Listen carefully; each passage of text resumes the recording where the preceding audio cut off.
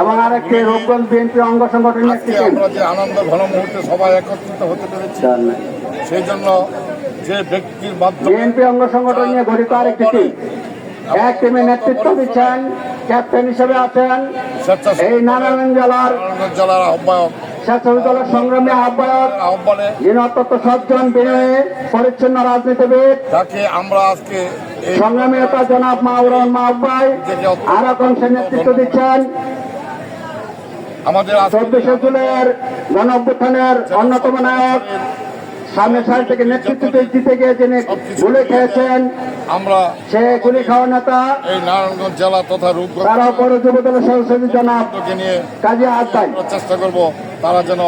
অতীতের এই দুঃখ কষ্ট ভুলে গিয়ে আগামী দিনে এই সংগ্রামী ছাত্র বন্ধুগণ সুন্দরভাবে আমাদের মধ্যে ইতিমধ্যে পৌঁছেছেন কাজী মনির ভাইয়ের নেতৃত্বে নারায়ণগঞ্জ জেলার যেন এই রূপগঞ্জটাকে আবার তারা পৌর যুব দলের সংগ্রামী পারি এই রূপগঞ্জ যুগ্ম আহ্বায়ক জনাব রাজিম আহমেদ, সুন্দরভাবে বসবাস তার সাথে আর উপস্থিত আছেন জন্য আমাদের যুবদল নেতা, সংগ্রামী যুবদল নেতা